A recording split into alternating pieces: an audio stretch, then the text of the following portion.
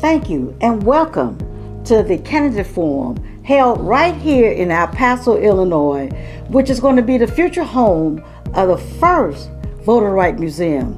This is hosted by the NAACP, National Association for the Advancement of Colored People, in partnership with the Alpha Phi Alphas of Bloomington-Normal. We are so excited that you're here, and we look forward to further engagement about what's going on in our community. Yes, and I'm Georgine Chiselle, the Political Action Committee Chair of the Bloomington-Normal NAACP branch, 3001B. So, we welcome you to listen to the candidates as they answer questions that you have provided for us, so you can hear what their perspectives are on the issues. Thank you so much from the Project 15 Museum. Greetings. We are delighted to have Miss Jennifer Brown with us, who's running for McLean County Board District number 9. Okay, well, we're happy to have you here with us today. Thank you for joining us. Yeah, now, these questions, absolutely, and these questions came directly from our community members. Okay. So this gives you an opportunity to share your posture. The first question, if elected, being an authority figure, how will you handle allegations of discrimination, bullying, misogyny, racism, and corruption? This question was posed in light of what's happening with Epstein, where people knew that something wasn't right, but they didn't use their voices to speak up. How would you handle that? So I think the question is asking, how would I handle standing up for, like, if those sorts of allegations are happening amongst our elected officials? And I think this is a super nuanced question because there's so many details that I think we're missing sometimes. But I do think that as you start seeing more evidence and seeing some of the testimonies from these survivors and these women, like, we have to believe women and we have to believe those survivors of those items. So, I think I would want to come from a place of being educated on the topic and making sure I'm doing my research and my due diligence and not, jumping to conclusions without the full picture. Thank you for that, Jennifer. And our community base had questions about integrity. So the next question is, what actions are you willing to take to fight corruption in local government and the justice system? Yeah, I think that's a really great question. I think really important, especially coming for your, an important question to pose to your elected officials. I pride myself on my integrity in my personal and my professional life. So I think that's something that I would be able to bring to a county board position. I don't hesitate to ask questions when things don't make sense. I like to make sure that I understand the full picture on items so that I can make an informed decision that's in the best interest of our McLean County citizens. So I think I'm in, based off my past experience, I think I'm in a unique position to be able to put those pieces together and call out things that don't make sense. Thank you, Jennifer. Now, what is your position on qualified immunity, and are you willing to support reforming qualified immunity efforts? So I'm not, what do you mean by qualified immunity? Can you explain that a little bit more? Yes, I appreciate that. So for some law enforcement members, there might be immunity if there is an act that is committed against a citizen that was deemed inappropriate, whether it's police violence, etc. Okay. So they have that protection, that shield of protection, therefore the name qualified immunity. Does that help out? Yes, that does. Thank you so much for explaining that. Absolutely. So I'm not sure I'm the most educated on this topic, so I will kind of speak a little off the cuff, but I might keep this a little more high level because I feel like that might be something I need to look into more and educate myself on more. But I think our law enforcement officers have a tough job. They have to make some very split-second decisions, and so I think that there is a space where, perhaps they're following like their training and their letter of the law, but I think it can very easily fall into the side of maybe they're making bad choices in the moment. And so I think that they should be held accountable when it's reckless or when it's, discriminatory. I think to the situation that happened, I think it was in Springfield, where the police officer showed up and, it was a house call and the lady was following everything she was asked to. And then, it ended up being a very deadly situation. So I felt very strongly about that scenario and that was mishandled. And I'm glad that the courts agreed with that. So again, I'm not as educated on that topic as I need to be. So that's certainly something I will learn more about. But I think people need to be held accountable when they're making some rash or inappropriate decisions. Thank you, Jennifer. I appreciate your honesty there. Yeah. And I think you were referencing Miss Sonia Massey in Springfield, Illinois. I couldn't come up with her name right off the top of my head, so thank you for Absolutely. Absolutely. So the next question from one of our community members, are you willing to support exploring options to hold county officials accountable? Maybe where there's no accountability today, such as state attorneys, judges, and sheriff offices? That's the first question about accountability.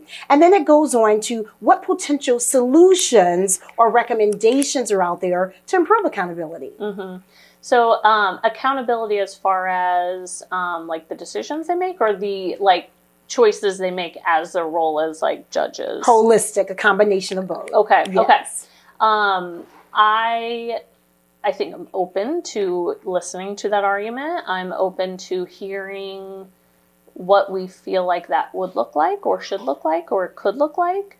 I am one of those people, I will never say no to something without learning more and hearing both sides of an issue. So I don't know exactly what that would look like or what they would, how we would enforce that or what level, how that would be enforced. But I think I'm open to the conversation. Yeah. Well, thank you for that. Yeah. We have a few more questions here that have been posed, so we're going to get through as many as we can. Okay. We do know we have a timekeeper. Exactly. So the next question that we have, and this is futuristic, where do you see the county's organization in 5 years? And what role should the board play in getting us there? Yeah, I think that's a great question. So I think the county has been on a really great trajectory the last couple of years, making a lot of major improvements within the county. So I would love to see us continue that momentum and continue making really good decisions for the citizens of McLean County. I would like to see us invest more in affordable housing. That's something that's particularly kind of near and dear to my heart, my husband's heart. And making sure that we're having this, especially with all of the cuts that we're seeing from this current administration and the impacts that's having on our local organizations. I would really like to see us continue to figure out ways that we can continue to support some of those things or, kind of be that stopgap while some of that is getting worked out in the courts when we're not getting the funding or the grants that we expected to get. So I don't know. I think the future looks optimistic for McLean County. So I just hope that we can continue on that, path. Thank you, Jennifer. And without a shadow of doubt, immigration has been in the media from a local, national level, of course. Yes. What is the role of the county to assist immigrants when it comes to services? What do we do? Yeah, I think that's a really great question. And I know that we have some incredible organizations in Bloomington or in McLean County. I know we have the Immigration Project who's done some really great work. I think we need to continue asking the questions and thinking about how can our community and McLean County kind of protect those folks that are vulnerable, especially in these times. I know I've seen other states, make it so that they can't go into certain places or, they have to have certain levels of warrants. So, I don't think that's necessarily something that, the county can make a law on or anything, but we can make sure we can be advocates for our McLean County citizens. Okay, very good. And I want to make sure I'm true to the timekeeper back there. So there's a question about diversity. How can we better diversify our services regarding people of color? Yeah, that is a good question. I don't have a great answer for that. I think I think it's listening to those folks in those communities, our citizens that need those services, and just listening for what they need and where the gaps are so that we can help fill those. Well, and I think you may have just answered this next question. You may want to elaborate if you choose to do so. Okay. But the question was, what steps can the board make to encourage more feedback from the brown and black community? Yeah, I think that's great. I think it's seeking, I think as a potential county board member, hopefully I will be official in November, but as a potential county board member, I think it's important for us to be talking with the folks that are in our districts. Making sure that we're and not just in an election season, let's make sure we're getting out there and we're available to our folks and we're having those conversations and seeking that feedback so we can bring that back to our county board meetings and we can make sure we're making those good decisions. Greetings. We're delighted to have Mr. Burns with us, who's running for McLean County Board District 10, I believe. Yes, ma'am. Welcome. Thank you. Absolutely. Glad to be here. Absolutely. So we have recruited questions from our community members. Mm-hmm. And one question that was on their hearts and minds was about accountability. So the question is, how would you handle issues brought to authority figures such as yourself involving allegations of discrimination, bullying, misogyny, racism, especially in light of what's going on with the Epstein files? What are your thoughts? Sure, of course. We have to believe the victims. If somebody comes and talks to us, we are in this position where we have contact with these community leaders who have faced some of these allegations, and we have heard, and we have listened to people share these stories with us, and we are concerned that they're going on. We have to be mindful of what we can legally do. There's policies and procedures for these things, and ultimately a lot of these folks that are in charge, like the government officials you mentioned, they are accountable to voters. They don't have, the county board unfortunately does not have oversight over it, and so this isn't something that we can go and say, we're going to dial this back or we're going to remedy the situation. So we're kind of limited in our options, but what we can do is we can call things out. We can sit down and say, hey, look, we're hearing from people that these things are happening. What's your response to this? And then we go back. Anybody who's accountable to voters wants to make sure that they are following what the voters' wishes are, and when they hear that voters are displeased with certain decisions that they've made, then that's a problem, and that usually does foster some change. We usually do see that. So I'd say awareness and accountability, we push that. Thank you. And speaking of fostering change, the next question from our community member is about corruption. What will you do personally to help fight corruption in our local government? I would say give it a month and find out. But we're checking up on some things. Everybody has to be accountable to the taxpayers' money and to the initiatives that we put forward. And when that doesn't happen and efforts are made to keep that secret or not share it, then it's our job as elected officials and stewards of taxpayer funds and these initiatives to call that out and do that. And we are doing that. We have been doing that. I've been concerned for a long time about some of the missteps that have happened in the auditor's office. It has cost the county taxpayers money. It has led to cancellations of programs involving veterans, and that's just not acceptable. And so we are pests. We are annoying little bugs that just keep pestering. Why is this happening? Why is this happening? Why is this happening? And when they stack up like that, then we start to see some change. So we are confident that these efforts will amount to some change coming up. Okay. We're now going to segue to qualified immunity. Are you willing to support reforming qualified immunity efforts? What are your thoughts there? Absolutely support it. It is a practice that has been abused too many times, and the line that gets thrown back at people who are often victims of these things, well, if you didn't do anything wrong, then you have nothing to be ashamed of. I think that same line can be applied to elected officials and to law enforcement officers who have that. So if initiatives come forward like that, then yes, I would support it. Thank you. A futuristic question. Mm-hmm. Where do you see the county's organization in 5 years? And what role should the board play in getting us there? Bigger. McLean County is unique among downstate counties. We're getting a lot more investment. We're one of the only counties that has seen a population growth.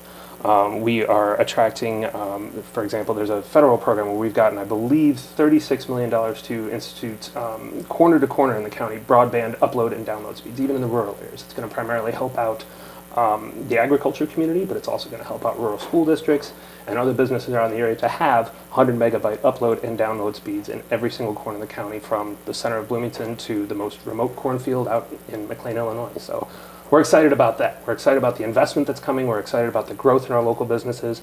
We have a lot of problems to solve before we get there, chief among them housing, second among them affordability.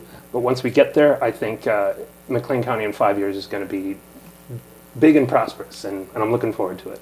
Thank you for that response. And speaking of growth, what is the county's role to assist immigrants when they come to our town? So we don't live near a border, and you would think just by looking at a map and where we are and what we do that immigration would not be as much of an issue, but it obviously is. It is very much on a cultural touch point and something that is on the forefront of people's minds. We had an incident just over 2 years ago where a member of that board, who's no longer there fortunately, put forth a very I'm trying to think of all the bad words to say about it, but it wasn't good. A resolution to prohibit county funds being spent on immigration services and folks who are here. And the community outpouring for that was the longest meeting we sat at. We had something like over 50 public commenters. I helped to lead that effort to call out these efforts and to, my statement was quoted in the paper about calling it, and there were some expletives in there, so I won't share them right now, but we need immigrants. Immigrants are good for the county, they're good for the economy, they're good for our country, they're good for our culture, and we want to make McLean County a very welcoming place. So putting in safeguards and just announcing, you are welcome here, we are glad you're here, and making that a forefront message of that, and then setting up supports needed so you can have that, success that is the American dream right here in McLean County. And we'd love it if people came here. Well, here's a logical follow-up. What plan is in place or would you put in place regarding the handling of federal ICE agents if they were to come to our community? That's been a very important issue of mine. I spoke to Sheriff Lane just over a year ago, and right after the new administration took over, and was hearing troubling reports about rules being changed to allow ICE investigations and actions in schools. And as a public school teacher who teaches over 700 McLean County students, this was abhorrent to me. And so I approached the sheriff and just said, we have different laws and we have various things about what you can and can't do, but I would like to hear a commitment that you will not be going into public schools. And I was able to secure that at the time. There was a lot of negative pushback on me as a result of that, but it was successful.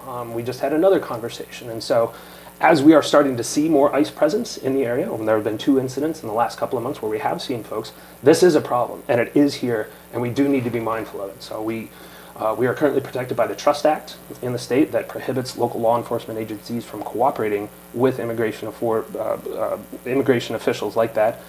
But there are caveats, and so we want to make sure that this is seen as a safe place where ICE is not welcome, and we can do what we can to prevent this happening. So I would support any and all efforts to prevent those horrifying raids that we've seen in Minnesota and Chicago and other places. Thank you, Mr. Beirne. We have about 45 seconds left, and the final question is, what steps can the board members take to receive feedback from brown and black community members? Well, I think we can be a lot more proactive about going out and seeking that support. I mean, McLean County is a very multicultural community, and we need the brown and black members of this community. It's a vibrant part of this community, and I celebrate it with my students all the time. We're in the midst of Black History Month, and we're just dripping with all the wonderful contributions, and it's just so big, you can't discount it. There's such a push away from diversity discussions and making the world a more equitable place. Brown and black folks aren't going anywhere. They're here. We want to celebrate this and we want to share. So these efforts to silence that, they're not going anywhere. So I might as well celebrate it and have a good time with it and enjoy it. So, but the door is always open, happy to reach out, and we can absolutely do more to reach out as well. Excellent. I appreciate your time today, sir. Absolutely. Thank you for the opportunity. Absolutely. We're delighted to have Mr. John Poling with us today, and he's running for McLean County Board, District 7, I believe. Correct. District 7 is most of East Bloomington, kind of College Avenue to the north, Linden to the west, and Airport Road to the east. Very good. Thank you for that clarification. So we have some intriguing questions that our community members have presented. And the first question is, we'll get started right away. How will you hold individuals accountable who are authority figures when they're entrusted to avoid discrimination, bullying, misogyny, racism? Tell me about your accountability plan, sir. Now, are you speaking of accountability that the board would have for certain employees in the county or something beyond that? Correct. Okay. Well, I would say that as board members, we're responsible for making sure that all county employees are held accountable to the proper standards, right? And so it's our job as, people who oversee the various departments within the counties to make sure that they're doing their job. And, certainly I think that there are practices in place for different supervisors and things like that to report that to the county board. So I would be hyper vigilant to make sure that I was listening to those reports, and certainly from people who have felt that they have been discriminated against and that kind of thing, listening to them as well. And thank you for that. I found this next question somewhat related. It alludes to fighting corruption in local government. All right. Your thoughts on that, sir? My thoughts are corruption is bad. And I think that accountability is something that is very important, particularly as board members. And that is something that I think needs to be improved on the county board. And not really through the board's fault of their own, but there are several positions that are elected positions that really only the voters have the oversight on them. And in those instances, as long as the voters feel like that person is doing their job, that person is reelected, right? And so a situation where the person maybe is not doing their job, the county board, their hands are kind of tied in terms of what they can do. So something I would like to see happen is that there is new procedures set in place so that there is more accountability to the elected officials of the county board and not just to the voters every 4 years. I appreciate that response. Now, this question is quite interesting. What is your position on qualified immunity, and are you willing to support reforming qualified immunity? Now, is a qualified immunity law enforcement saying that they have immunity from certain That's acts? Exactly right. That some may deem unjustified. That's exactly what it is, sir. What are your thoughts? Well, my thoughts are kind of twofold. One is that if I am elected to the county board, one of the committees that I want to serve on is the Justice Committee. And I hoped through participating in that committee, perhaps I can elicit change for something like qualified immunity. And second, I would say, is that we need to make sure that the mechanisms that are already in place, like I know the city of Bloomington has a commission for complaints against law enforcement and that kind of thing. But I don't believe they meet very often in that kind of thing. And so I would definitely try to ensure that, one, it's meeting regularly and maybe meeting more often if that needs to take place. Okay. Let's put on our futuristic goggles, if you will. Where do you see the county's organization in 5 years? We live in a very dynamic county. I think things are just getting better and better for McLean County, and I would think that in 5 years the county will have grown population-wise. I think the county will have grown economically as well. I think the county will grow in diversity. So I just see good things, right? But we need it to be manageable growth, which is what the McLean County Board, the Bloomington City Council, the Normal County Council, all of those mechanisms are in place for hopefully doing that. And speaking of growing population, what is the role of the county to assist immigrants when they come to us for services? Well, I would say the role of the county I'm not quite as certain about as just the role of as us as community members, right? One of the things that I really am proud of is the fact that Bloomington has been a not in our town for 25 years, I think, right, in terms of welcoming immigrants and that kind of thing. And I think that obviously we want to maintain something like that.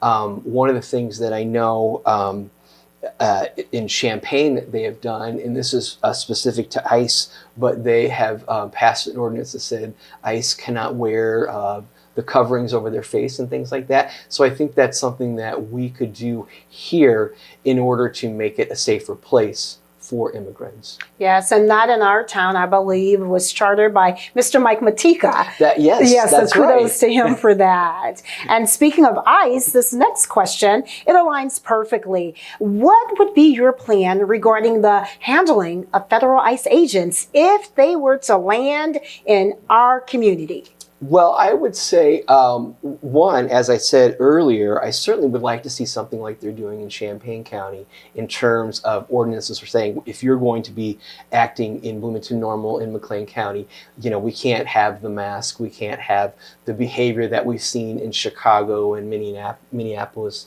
and all these other places as well.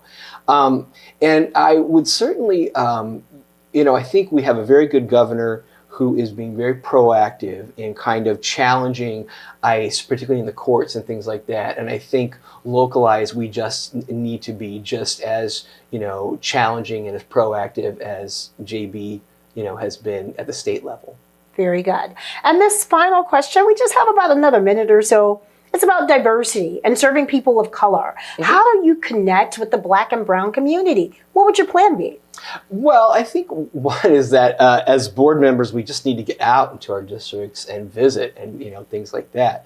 That is absolutely one way. And I would also really try to encourage the minority populations to feel more comfortable speaking out at county board, city council, any kind of meeting like that, It seems intimidating and that kind of thing.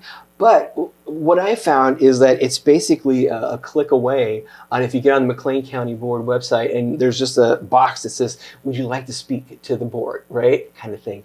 And it's that easy, right, as a citizen to do something like that. And so what I would want to do as a board member is just to encourage Black and brown people to feel comfortable to come before the McLean County Board or Bloomington City Council or Normal Town Council and talk to us.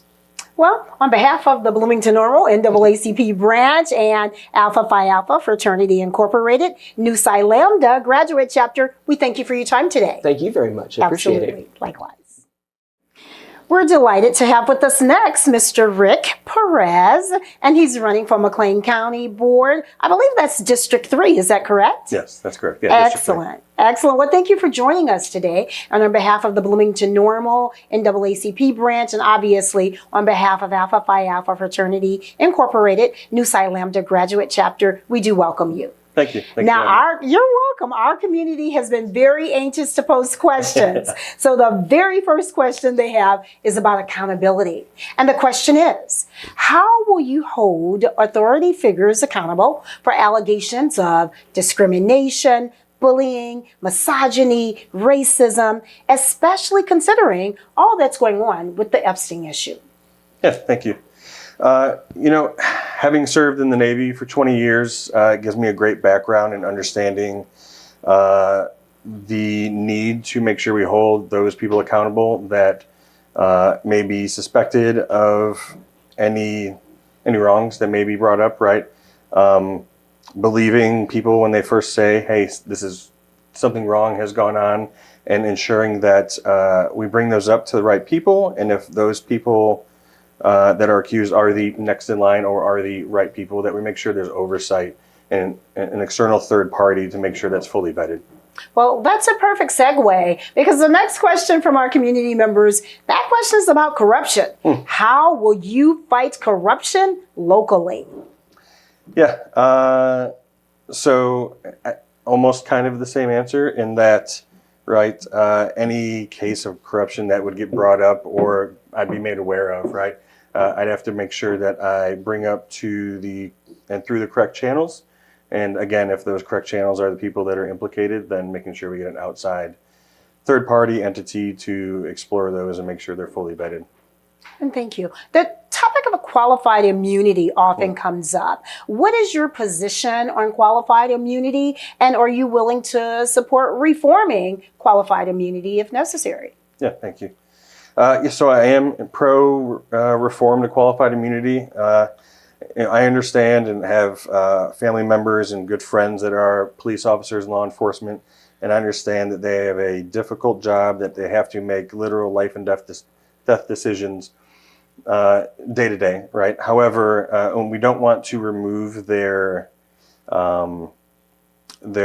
don't want them to be so cautious on the job that they're ineffective at their job and maybe even dangerous for them. However, some of the reforms I think we can make are shifting the liability from the individual officer to maybe that agency. So either a sheriff's office or a local police department, right? And that puts the onus on both that agency to train their officers and also allows them to determine if they want to retain that officer based on their history or not. Okay. Now, are you willing to just for a minute put on your futuristic goggles? Where do you see the county in 5 years? Yeah, so I see the county growing a little more. Admittedly, I live near Rivian, so that's a big indicator of growth to me. Maybe not everyone agrees, but yeah, I see it growing. I see the increased participation of especially our younger voters. Yesterday, I was at ISU and spoke to the ISU Democrats, right, and was enthused and energized by their, participation and desire to make a better McLean County. And speaking of growth, what is the role of the county to assist immigrants if they come to us for needs and services? Yeah, so the county, right, needs to provide those services for those people that do show up, as a country of immigrants and as a recent third generation descendant of immigrants, both from Mexico and second generation from Puerto Rico. I understand that the struggle that it is to both come here and start a life, and if we want to be the country that we think we are or McLean County, right, that we need to make sure that we make as attractive as possible for those people to start a new life that they want. And thank you for sharing your background information and that transparency there. So what would your plan be if you are notified that federal ICE agents are planning on descending in our community? Yeah. So I think we let our citizens know that there's going to be ICE activity, DHS activity in the community. According to the Trust Act, if I remember correctly, right, the McLean County Sheriff or any local law enforcement isn't able to provide support to ICE, so they can operate within their guidelines that they have. I'm looking forward to hopefully reforms in those practices and more responsible enforcement of that law. Yeah. Thank you. This final question is about diversity. What is your plan to reach out to people of color and particularly people from the Black and Brown communities? Thank you. I think a part of it is making sure that those parties see that just the McLean County representatives in general and Democrats and myself specifically, that we are open to feedback, participation, that we show up in those areas to show people that they do have representation and that their voice matters. And often we hear that, politicians come around come election season. How would you defeat that thought process? Yeah, I think the real effort there is making sure that you go when it's not election season, right? When, whatever timetable works for you to make sure you're still keeping the pulse of the people that you represent, both in your district, but in McLean County as a whole. Very good. I appreciate your time today, sir. Thank you, Mr. Perez. Yeah, thank you. Absolutely. Greetings. Today we're happy to have Mr. Geoff Lloyd with us, and he's running for McLean County Board. I believe that's District 5. Is that correct? Yes, it is. Very good. Roughly the northeast quadrant of Normal. Not exact, but roughly. Okay, we'll take that. Well, we have some constituents out there who are anxious to pose questions, so why don't we get started? The first question is on accountability. How will you hold authority figures, such as yourself, accountable for allegations of discrimination, bullying, misogyny, racism? How would you hold them accountable in consideration of all that's going on with the Epstein matter? Okay. Well, holding people accountable, I was a national bank examiner for 33 years. Okay, so we held bankers accountable, board members accountable. So I'm used to doing that. But you have to, investigate first and find out, because there's always multiple sides to every story. One one of the things I did as an examiner was fair lending exams. Did that in 94 to 98 and then again in the 2000s. And I was fortunate enough to be selected to one of the top 24 in the nation, and went to a special group in 2015, and then went out to Kansas and down to Florida to do those type of examinations and to really look into things. And I can tell you almost every examination I've ever been on, you have something, what the original premise is, but it's amazing how once you get into the actual facts, how things change. Okay, and then you have to have proper discernment on what's going on. Well, thank you for sharing that. To handle that case. Yeah. So, that's, not only that, whether it be loans or whatever, you look into things. You can't start with, it's amazing how the facts will take you where you need to be. I appreciate that background information. Thank you for that. And this probably goes very aligned with that question that I posed earlier. This next question is about fighting corruption in local government. How will you handle that, sir? Well, this is where you need to have good financial controls, good internal controls, and strong audit programs. Okay, all those help to find those type of situations or to alleviate.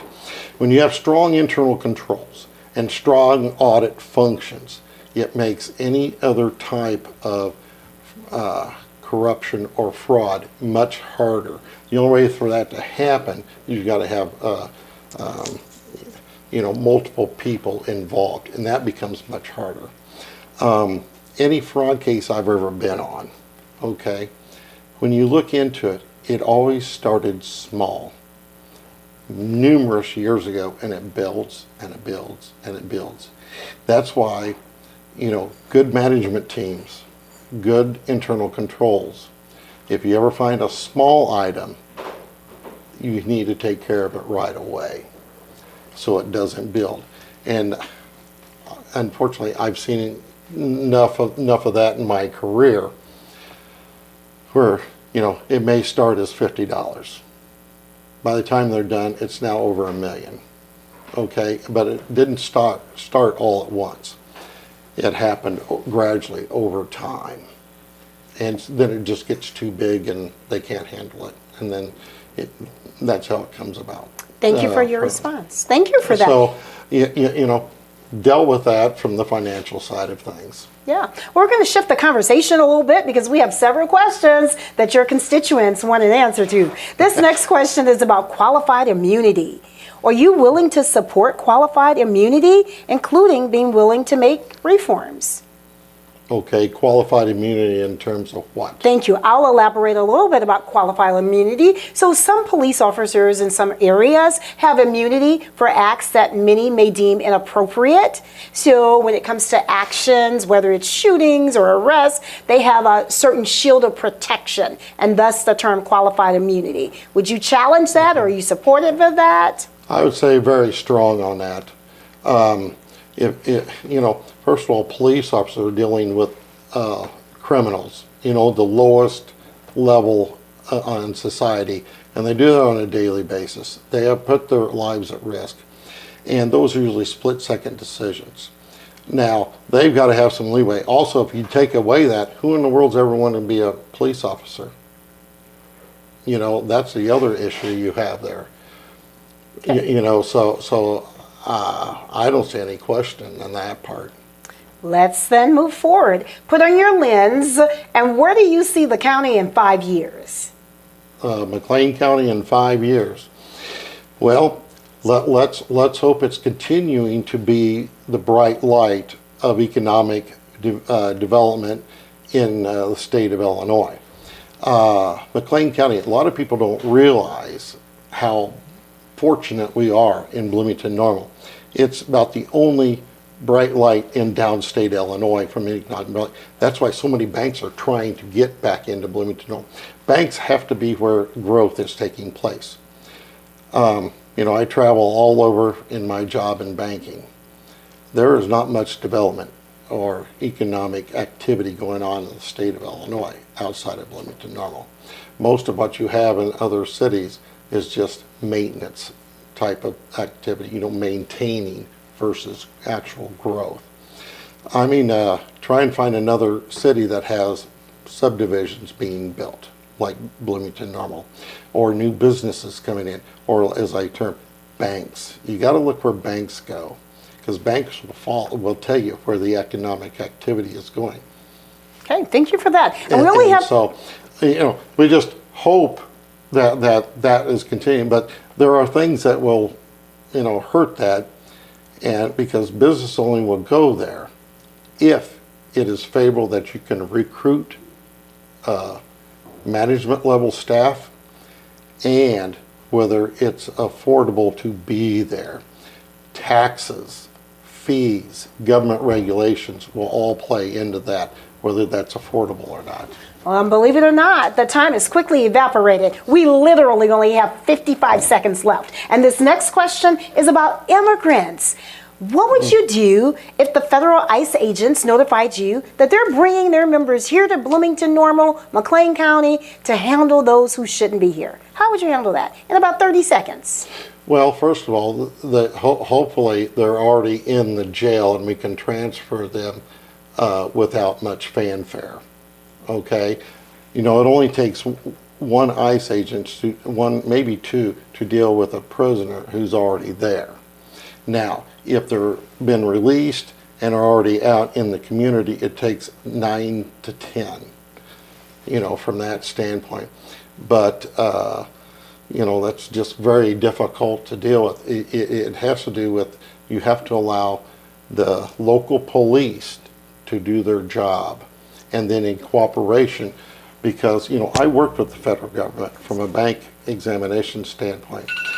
You know, to get to a level there of federal law enforcement, a lot of these people have worked their way up. I mean, whether they be a county, local, or then went to a state police, and that's where a lot of federal enforcement comes from, also ex-military. So you're already dealing with a fairly high level of individual that is working, you know, for ICE. Thank you. So, Yes, right. yes, okay. Our time has elapsed, right? Thank you so much. We're delighted to have Mr. Kevin Lamm with us today, and he's running for Illinois 16 State Central Committeeman, correct? That's Tell correct. us a little bit about that. That's a little different from some of the other candidates that we've interviewed today. It's a party position only for Democrats to vote for. They vote for it at the primary, but there is no primary, so I have a candidate that is opposing me. And when we are done with the primary election, one of us wins and one of us loses. There are 2 people for every congressional district that are elected to the State Central Committee for the Democratic Party. 2 from every congressional district. So a good portion of McLean County is in the 16th district. The inner part of Bloomington is in the 17th district. So their congressman is Eric Sorensen. Sadly, the person for the 16th district is Darren LaHood. He has not been too willing to come out and actually talk to people. So we're looking to see if we can replace him. Thank you for that information. And for those who may be wondering, exactly what does your role entail? Tell us a little bit about what you do. We have to elect the party chair. We take some party policies and stuff like that. But even more so, I'm running to change what the party position does. Right now, it's an unpaid position. They meet quarterly, and it seems like it's a pretty cushy job. They don't do that much, but they are uniquely positioned to get those 21 counties to all work together, to be able to elevate Democratic parties within them so that they're stronger, so they can support good candidates, qualified candidates, and make sure that they're working. A lot of candidates, like a state rep or a state senator, depend on the county party to help them, and they work over multiple counties. Somebody running for Congress has to go with all 21 counties, and they have to work together to be able to make stuff done. When I first started this race, I was really disappointed to find out 2 of those counties did not have any organized Democratic Party at all. So my stump speech for the first month was, when I get elected, I'm going to organize those parties in those counties. After about a month, I realized we do not need permission to organize. And so I held an event in December in Stark County, and in January on Martin Luther King Day for Marshall County. We had 30 people show up in the one county, 65 people show up in the other. They were ready to go. So I don't know why they weren't organized before. We're moving forward, and people are ready to go, and making sure we get every Democratic vote possible out of those places. Thank you for that overview. I appreciate that, and I'm sure our viewers will as well. So now let's talk about accountability. Our constituents out there want to know, how will you help to hold people in elected offices accountable, whether it's allegations of discrimination, harassment, misogyny? How will you hold them accountable? First of all, a lot of that work is done when we're vetting candidates. It's a very difficult thing. One, we're always sometimes we're desperate to get a candidate to run in an area. You're probably, when you've gone to vote, you'll find Democrat, no candidate, Democrat, no candidate. We cannot just say, I'm desperate for anybody to run. We have to make sure that they know the job, but they are a conscientious person who will follow the law. So part of it is just the vetting process to begin with. But the rest of it is to make sure all the other people who are elected realize and are supported. You can ask hard questions. If one of your counterparts is doing something that's against the law, you raise your voice and we will back you up. Okay, well, that's a perfect segue to this next question. The constituents want to know, how will you personally fight corruption in local government? Pretty much the same thing. Vetting, making sure the law is followed, making sure that people are doing the best of their ability, and that they have resources to be able to reach out to when they have questions of what's the right thing, what's the wrong thing. I have a friend who's on the board with me who wants to do something, and they're asking me to sign off on it. They have to know that they can ask those questions hard. The party should be willing to stand up behind them. Sometimes it's the chair of the board or somebody who's very powerful that says, go along or we're gonna dump on you. And the party has to be able to stand behind those people and say, ask the hard question, make sure this stuff is correct. It's not just the money that's lost to taxpayers, it's the erosion of public trust. When people don't trust, how many people do we know that say, I'm not going to vote, I'm not going to do this, they're all this, they're all... We need to make sure we keep the best of the people who are in, protected, and put on a pedestal for their good action. Because too often we only hear about the bad actions. Yeah. So let's think futuristically. Sure. Where do you see the county in 5 years? The county? And or my district? Your district, okay, yes, my district. Please. In 5 years, we are going to have a Democratic congressman, and we're going to have a person who is elected that will meet often with the constituents. Right now, we've got a congressman who has not met with the public in eight and a half years. No, anything that he goes to is a set group of people that he knows who they are. They're not going to ask him any hard questions. He will, and he's twice as bad as some of these MAGA people who will say, we're all in on this. He'll come here and he will say, oh, you know, I know this stuff is wrong, this is wrong, that's wrong. But he goes back and he votes for whatever Trump says. That guy has a conscience and he's going against it. He doesn't, we just can't have it. His dad was a good congressman. He's not. And so what I want to see us in 5 years is to have a congressman that really listens to us, that comes back and works with us, and who will help overturn a lot of what's been done to damage the United States. Thank you for that. And speaking of building relationships with the constituents out there, a question has come forth. How will you help to build relationships with the Black and brown community? And how will you help with the services of people of color? A lot of it comes to listening. You got to go where the people are. I have a membership card, so I want to make sure that people know that I'm willing to listen, that I want to know what their thoughts are as we are forming ideas and talking to people, whether it's the black, brown, any community should be able to come and express their opinion and be involved. I worked a long time in the Latino community in Chicago, and I know they see me on the porch with a clipboard and they think this looks more like trouble than it looks like help. And so it takes a lot of work to get past that and to say, we can work together on this. We can find ways to work on stuff to make sure your voice is heard. And I have to prove myself. I have to, not just in a quick answer that I can give you today, I have to prove myself over time, and that's the only way people are going to believe that. Well, thank you for your time, and we're right at our allotted time for today. So again, on behalf of the NAACP, Bloomington-Normal branch, and the men of Alpha Phi Alpha Fraternity Incorporated, Nu Psi Lambda graduate chapter, we thank you for coming out today. My pleasure. Thank you, sir. Thank you. Good morning. Good morning. We're honored to have Mr. Patrick with us, and I believe you're running for Illinois 16 Democratic State Central Committee. Is that right? You've got it. That's correct. Very good. Well, we're delighted to have you join us today, and we do have some questions that have been submitted from the community. We're going to get right to it because we know time is of the essence. The first question, what actually inspired you to run for this office? For this particular office, a couple things inspired me. We have a couple state central committee people for the 17th district here in McLean County, Pam Davidson and State Representative Maurice West, that have been such an inspiration and a help to me as the chair of the McLean County Democrats.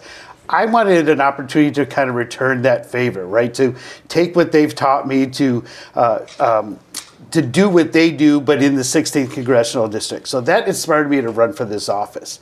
Another thing that inspired me was the fact that I could still be a chair of the McLean County Democrats and have this office. There are still things I want to accomplish here in McLean County, and this would allow me to do that, keep that work going while working with the other 20 counties throughout the district. Thank you for that response. As a follow-up, what specific experiences have prepared you for this role? I think being chair of the McLean County Democrats is probably the most vital experience that I can offer in this role. Under my leadership, we've flipped McLean County. When I first started, all of our elected offices were controlled by Republicans. And so since then, we now have a state representative, we have a state senator, we have a member of Congress that's now a Democrat. And of course, we flipped the McLean County Board last year for the first time ever in history. We've built a huge coalition. We've reached out to lots of community groups, and we're really proud of that. So I kind of want to take those efforts, that knowledge and that experience, and spread it throughout the district. Hey, Patrick, another one of your constituents would like to know, what do you see as the top 3 issues facing our community right now? Sure. Voter engagement and voter knowledge, I think, would be first and foremost. There are still many people who do not participate actively in the electoral process, especially younger folks. And so that's something I'm working really, really hard on doing. We're proud of the work we've done as a county party on campus at Illinois State University, at Illinois Wesleyan, and at Heartland Community College. But there's still a lot of folks who don't think politics has a spot for them. And so I think that's definitely a priority for me. I think expanding our coalition even further, I'm proud of the work we do in our community, but I think there's always room for improvement there. There are groups, there are organizations that we haven't really interacted with as much as I'd like to. So I think that would be a second priority. And the third priority is we need to do better at electing Democrats or progressives. We don't have a countywide official yet, and I think that's something we really need to work on, especially on the legal side of things. I'd like to see us get a progressive judge in McLean County, or a progressive state's attorney. I think that's an aspect of our local government that we ought to have a bigger say in, that we ought to have more influence in, that we don't have currently. Yeah, and speaking of roadmaps and making sure you're making changes, how would you actually measure success? That's a really good question. The easy way to say is how many Democrats do we have elected, right? But I think it also, again, in this job that I'm running for, in my job as chair, I think voter turnout, increasing voter turnout, voter participation would be big. In this upcoming primary elections, for instance, average voter turnout is very, very low. So I'm going to be watching that closely. I know I've been working very hard at engaging potential voters and trying to encourage them to come out and vote. So that's going to be, I think, a real good benchmark for me to see how well we're doing. Now, are you in favor of raising, lowering, or maintaining the current tax rate, and why? I would not be in favor of raising it. Lowering it is almost impossible. And it's awful hard to take away. When you've given governments and segments of governments a certain amount of tax revenue, it's awful hard to take that away. Now that would force them to cut back on some services that they've already promised people. So I guess my answer to that would be as much as we can to maintain the current tax rate. Okay. Let's talk about housing affordability. How will you address housing affordability? Well, there's a couple ways of doing it. I think you have to create a business environment that encourages construction companies and potential investors, make it as easy as possible for them to do their work, to build housing, and to do it as inexpensively as possible. I think our current housing problem in part is because the housing that's being built is so high priced that many people can't afford it. I spoke with the college Democrats at Illinois State University and mentioned I was going to see the governor the next day. And I said, instead of me lecturing you about what I think things ought to happen, you tell me what message can I pass along to our governor and our state government. And they mentioned that for the first time that they didn't think they were ever going to be able to afford a house. Now, that was heartbreaking to me, to see a young student just kind of try and face that fact that I may never own a home. And especially when you consider the historical importance of being a landowner, of being a property owner, and what that's meant throughout our history, to see an entire generation kind of face the fact that that may never be a reality for them was heartbreaking to me. So this definitely has to be a big priority. But I think we have to make things easier for companies to build those houses, to build the housing. And we have to make it easier for people to buy it, to be able to afford a loan, to do what they need to do to get into those homes. I think over the last probably year or so, we've seen homelessness increase in the Bloomington-Normal area. How do you plan to address homelessness in and of itself locally? That's a really good question. I think it requires a lot of conversations. I think it's something that no one party, no one organization, no one group can handle on their own. I think it's going to require a lot of input and a lot of contributions from the entire community. I like what they've done with the bridge project. I think that's a good first step, and it seems like it's working out pretty well in its early stages. So I think I would want to see more of that type of thing. I'm also cognizant of the fact there are some people that just don't want to be in what they would consider a restrictive environment, and that's okay too. But we need to find a way to make sure that when they need warmth, when they need food, when they need services, especially social services, especially mental health services or medical services, that we've got a way to provide that to them as well. Thank you. Now we're going to talk about approaching policing and public safety. Okay. What is your philosophy associated with that? How should community members approach policing and that whole public safety aspect of it? Sure. I think policing and public safety, again, needs to have a lot of community input. I know here in Bloomington we have an organization, a citizens group that does that work. I'd like to see that expanded. I'd like to see even more community involvement. I think we're very fortunate to have somebody like a Kyle Nowers, for instance, right, who does a great job of working out in the community, of making sure that he's approachable. I know when we've had some issues, even as Democrats at our headquarters in downtown Bloomington, my first call is always to somebody like Kyle Nowers. And I've had some good interactions that way. I'd like to see Kyle have more influence on our community policing. I'd like to see him be kind of our model for how that ought to work. I know lately it feels like he's been, for lack of a better word, hamstrung a little bit, and that upsets me, to be quite honest with you. And I think we need to take the opposite approach.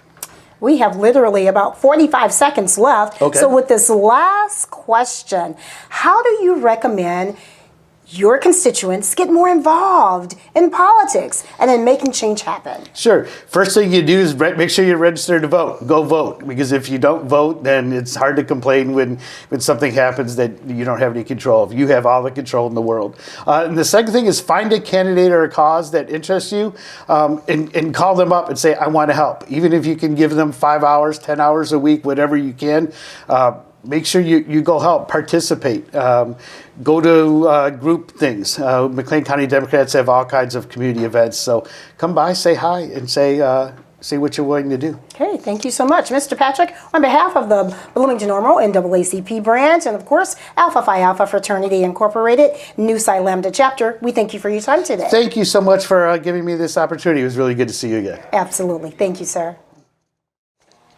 On behalf of the Bloomington-Normal NAACP branch and Alpha Phi Alpha Fraternity Incorporated, we welcome you today. Their local branch is the Nu Psi Lambda chapter. So the constituents have prepared many questions for you. Why don't we get right into it? All right. I want to make sure I properly identify you. William Bessler? Yes. Running from McLean County Board District number 4. Is that correct? That's correct. Okay, very good. Why don't we get into it and just Yeah. capitalize on the moment? What inspired you to run for this office? Well, my inspiration for running for office is the same as my inspiration to do public service. My mom ran for my hometown school board when I was a kid, so I saw her dedication to service and how important community was to her. And while her campaign was ultimately unsuccessful, she continued to serve through the PTO organization and many other community groups in my hometown, and that's really always been my inspiration. So when I started to pick out a career, I wanted to go into community development. I always thought about my mom, picking that career, and even to today, when I make decisions, whether it be on the county board or in my job with community development, I think about my mom and what would be beneficial to her and other working families, and that's really what carried me into public service. Well, thank you for that. Now, what specific experiences do you have to prepare you for this role? Yeah, so I've been in the community development field for about 10 years. So I started as a housing counselor in a nonprofit in the south side of Peoria. So I help folks build credit, I'd help folks buy their first home, and unfortunately, when folks were facing foreclosure, I'd help them through that process. I also did community relations with that nonprofit, so I was out and active in the community as well. I then began working for the state of Illinois as a human services caseworker with the Department of Human Services, so I'd help folks get SNAP benefits and Medicaid and other benefits that are available to them. And then I started working in local government, like I said, in community development, so doing things from housing rehabilitation to public infrastructure. I've also been active politically as well. So I was the elections chair for the McLean County Democratic Party when we took over Democratic control of the McLean County Board in 2024. And I've been active in campaigns since Barack Obama's re-election campaign in 2012. Okay, thank you for that. Now, what do you see as the top 3 issues facing our community currently? Well, when I've talked to voters, when I was gathering petition signatures or just out in the community, the number one thing that kept coming up was housing. So I think housing is the number one issue. Unfortunately, too many folks can't afford housing, and they're having a hard time buying their first home or just finding a rental unit to get them through whatever stage of life they're in. So I support creating a public-private partnership for an affordable housing trust. So that would be a partnership between the municipalities, Bloomington-Normal, and the county, and other private companies to provide funding for that, so we can actually have funding, local funding that's available for the development of affordable housing. I also think the state and federal government needs to step up their housing policy. I think we need to have an expansion of the low-income housing tax credit program, and we also need a version of the low-income housing tax credit program that's specifically there for missing middle housing. So up to 120 or 150% of the area median income. That'll help developers add more housing stock. The second issue that I hear a lot about is energy prices. I think everybody's seen their electric bill go up, unfortunately, and there's a lot of demand on the grid. McLean County is a leader in solar and wind energy production, and I want to see McLean County continue to be a leader in solar and wind energy production and grow that. I'd rather have energy be clean, and I'd rather have energy be here in McLean County. There's a lot that goes into your electric bill, but the more energy we add into the grid in terms of supply will help lower costs. And then the third issue kind of encompasses those 2 issues, and everything else is cost. Everyone is really concerned about costs, from childcare to housing to their utility bills. So anything that the county can do to help reduce costs for families, whether it's through partnerships with other governments, advocacy at the state level, or programs that we can fund here locally. Thank you for that. And so, if elected, are you in favor of raising, lowering, or maintaining the current tax rate, and why? So for McLean County, I think we have to be cognizant of where property taxes are at. I think we should do everything we can to try to tighten our belts here locally with property taxes, but at a state and federal level, there clearly needs to be an increase on taxes for the wealthiest billionaires and millionaires in our country. They haven't paid their fair share since the 80s, and it's causing dramatic disinvestment in our communities and underinvestment in our communities, and that really puts a strap on local governments. So I would support action at the General Assembly, something like a millionaire surcharge tax. That way more funding can come to localities and we can reduce property tax burden while still maintaining and expanding services. Okay. A great segue here is homelessness. Let's talk a little bit about that. How will you address homelessness and housing affordability? Talk about that, please. So like I said before, Affordable Housing Trust would be one of my main policy ideas. But when it comes to homelessness specifically, it's a very complex issue, but ultimately homelessness comes from a lack of affordable housing, right? So I'm really proud that the county provided funding to the Bridge Project with Home Sweet Home Ministries that added 50 units thereabout of housing for folks that were previously on the street. So anything type of project that we can provide capital or program funding to either maintain the bridge or do other projects similar to that to reduce the amount of folks that are street unhoused would be beneficial. Like I said, other expansions to tax credit programs at a federal or state level to allow for more missing middle housing and affordable housing to be developed would be a good start. And then with homelessness, I think also it's really important to continue to do street outreach. So places like Home Sweet Home Ministries, they do street outreach programs that help people that are unhoused, living on the street, get connected to resources and get connected to help. Because a lot of times when they don't know where to turn, so anything that we can do to get them information and get them the help they need, we should do. Very good. How would you build trust between law enforcement and community members? Well, I think it begins with engagement, right? I think law enforcement has a responsibility to be engaged in the community and be active in the community and seek the community's impact or input. I'm a big fan of community policing and making sure that law enforcement, like I said, really reaches out and takes feedback from the community seriously. I think right now the McLean County Sheriff's Department does a good job, but there's always ways to be better, so I'd be interested in hearing proposals from the community about how to increase engagement and cooperation with law enforcement. And the community members have mentioned that mental health components and services should be a part of that. What are your thoughts there? Yeah, I think that's an important part. We have to think of law enforcement more broadly. Yes, there is the what most people would consider the traditional law enforcement that comes to mind, but there needs to be an expansion of that, whether it's mental health care services, whether it's folks going out with law enforcement to take care of folks who are experiencing a mental health crisis or anything like that. I also think de-escalation training, continuing that and expanding that for law enforcement officers helps in those situations as well. Okay. Talking about engagement, how will you ensure that residents have a voice in decision making, and how will you personally communicate with your constituents? Well, I mean, I think the duty of any elected official is really to be out in the community and engaging, right? You can't expect it to all be done through social media. You can't expect people to email you. You have to be out in the community and talking to people. So from my perspective, the more conversations you have, the better informed you are as an elected official about what your constituents desire and what they need. So that would be my primary strategy, but I maintain social media presence, try to make as many events as possible, and just have conversations, because I think, especially nowadays, there's a lot of things that are done digitally, but I think too many people have lost the art of conversation and just sitting down with somebody like this and just having a conversation. Okay, and I think we have about another minute. Final question for you. What reforms would you support to increase government transparency?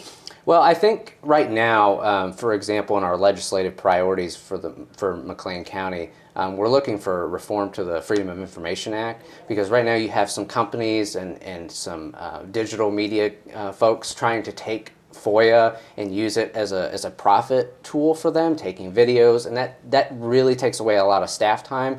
And that's not really the intent of FOIA. The intent of FOIA is to allow citizens to be engaged in the government and request information. So I think that kind of reform to allow staff to have more time to respond to FOIA requests from people who are actually living in the community. But I also just think that government as in general should get offline a little bit and go into the community, whether it's having forums or just, again, having conversations with people, showing up to events, for whether it's staff or elected officials, and continuing a conversation with folks. Okay, very good. Once again, on behalf of the NAACP, Bloomington-Normal branch, and Alpha Phi Alpha Fraternity Incorporated, Nu Psi Lambda chapter, we thank you for your time today. Well, thank you so much. Absolutely, sir. Good morning. Good morning. On behalf of the NAACP, Bloomington-Normal branch, and Alpha Phi Alpha Fraternity Incorporated, and that's the Nu Psi Lambda chapter, we welcome you this morning. Great, thank you to be here. Yes, absolutely. And I want to make sure, Mr. Geoff Tompkins, I have that you're running for County Board District 7. Is that about right? That is right, and I'm seeking re-election. Okay, seeking re-election. So thank you for that point of clarification. We do have lots of questions that our community members have posed, so why don't we get right to it? What inspired you to run for this office? 4 years ago, nobody wanted to run. And we had some people move into the district that really weren't familiar with the district and didn't want to do it. I've been involved locally for many years and stepped forward and prevailed, and here I am. What motivated me is I served on the Liquor Commission under Steve Stockton. I was reappointed under Terry Renner. I'm a BOCA's treasurer. I'm involved with candidates and issues throughout the community, and when an opening came about that had a void in it, I wanted to step in and help. And that's why I ran. I was inspired by Rich Buchanan, Terry Renner. A lot of people that came before me showed me how being engaged in the community can help at the level, county and below, where we live, where we have to pay taxes and receive the services that we pay for. Okay. And speaking of the services that we pay for, what are the top 3 issues that our community is facing right now, maybe including services? What are your thoughts? Affordability, especially in the area of housing and in the order of consumer goods, what we have to go to the grocery store and buy and put in our gas tank. I think prices are a huge influence on our community, and we're fortunate. We're an affluent community, relatively speaking, to those around us. But yet we all go to work, we have to make our paychecks last, and we want our garbage picked up, and we want our bulk waste picked up, and we don't want our sidewalks cracked, and that costs money. And we have to find a way to adequately allocate the resources that we have efficiently so that everyone lives well. Okay. Now, if re-elected again, how would you measure success? I'd measure success by opening up your property tax bill in April and not having chest pains. I think that you measure success by allocating the resources and the precious tax money that we all contribute to make sure the sheriff's spending it right, that it's not being wasted at the county level. Keeping a firm eye on expenses while providing the services that makes a community livable and fun to be in. Okay. Well, let's talk about a subject that's maybe not so fun for some, housing affordability and addressing homelessness. How will you handle that? Okay, I'm going to go backwards if you don't mind. Yes. You mentioned homelessness. Yes. I am proud to say that I am the only Republican member of the McLean County Board that voted for the Bridge shelter. And the empowerment that that's given to people that didn't have any other options, safe, comfortable housing that not only provides the shelter, but the services that go along with that to reintegrate into the community, to find that job, and to maybe move those steps up to make themselves self-sufficient. And I was proud to vote for that. So yes, I support any initiative that helps those less fortunate. Okay. And the other question, please remind me. That's okay. I'm so passionate about that one. Oh, no problem. Addressing housing affordability. Okay. Yes. Housing affordability, we're just going to have to think out of the box. I grew up in a household with a father that was a city planning professor. So housing and planning was just the background of where I grew up. I'm not either of those things and don't profess to be, but I know that at one time in our country, a man was able to go to work, or a woman was able to go to work and buy a house and take care of her kids and his sons and buy them the things that they need to exist, and people can barely get by today. And when houses cost more than 20% of your income, it's just simply unaffordable. And we have to look at new materials, we have to look at new designs, we have to look at new zoning regulations, we have to look at the things that build the foundation to make housing affordable. It's one thing to have the jobs in the community, but if nobody's got a place to live, what good is it? Yeah. Speaking of housing affordability, are you in favor of raising, lowering, or maintaining current tax rates, and why? I am in favor of lowering, but here's the little asterisk by that. On personal residences, not on companies, not on commercial real estate, but on people's primary domicile. I think that the personal tax burden, it's heartbreaking to watch the most senior members of our community have to leave the homes that they raised their families in because they just can't afford the property taxes anymore. Okay. And then let's talk a little bit about community approaching the policing issues, public safety issues. What do you recommend for bridging the gap between the community and public safety? Well, ideally, there shouldn't be a gap between the community and public safety. In the Andy Griffith Show era that no longer exists, perhaps the sheriff could just walk down to the corner store and leave the town guy the keys to the jail cell to go home when he wants to. But unfortunately, crime has gotten to a point where if we don't keep crime in check, we will not have a viable community to live in. It's the foundation for everything else. You can't even have housing or families or schools or sports if you don't have a safe community. We have a good sheriff. We have a good police chief. We are blessed in our community to have trained, educated professionals. We even have a just retired U.S. Marshal. So our professionals in law enforcement in our county, I think, do a good job. I think they emphasize mental health. I think they've been putting an emphasis on de-escalation. I think community engagement. Bloomington officer has a sergeant going around in a nice truck, and I see him all over town engaging positively with young students. And I think we're doing a good job. Sure, we can do better, but that takes more money. Okay. How will you ensure that residents in our community actually have a voice? That is one of the other things that prompted me to run. I'll speak up. I will not sit and nod and wait and stay in my lane and wait for some help. If anyone in this county and their county board rep isn't helping them out, give me a call. I say that to everybody I talk to. I know a lot of you from around different parts of the community, and you know you can always call me at home. You can come by, you can knock on my door. I will be there. I'm a voice for people that may not traditionally have the time, the effort, or the desire to step forward. And I will, and I won't be quiet about it. Tell me your thoughts about bipartisanship and building relationships and rapport with those who may be affiliated with another party. Absolutely. As a person that has experienced both parties firsthand, when I was in college, I was president of the Young Democrats at University of Arkansas. I think we can have a lot way to go there.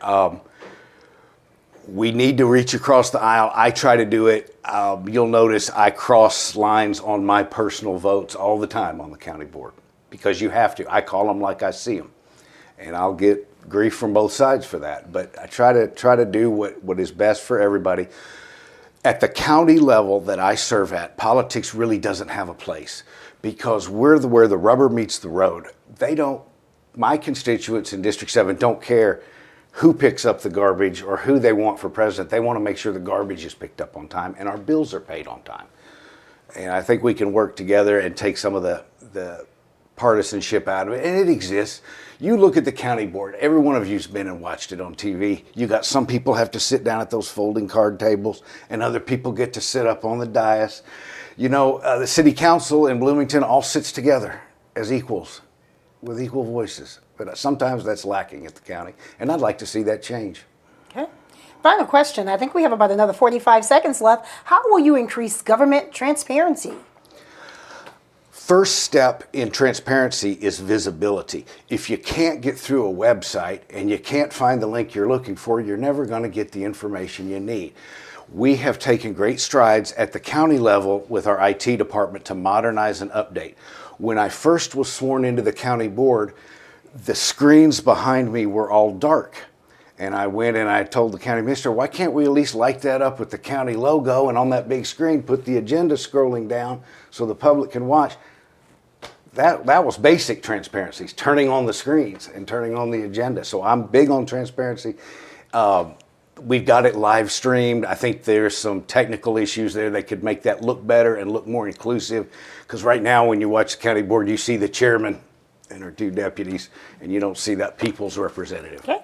All righty. Well, once again, it has been a true pleasure on behalf of the NAACP, Bloomington-Normal Branch, and Alpha Phi Alpha Fraternity Incorporated. We thank you for your time. That is the Nu Psi Lambda chapter. Thank you again.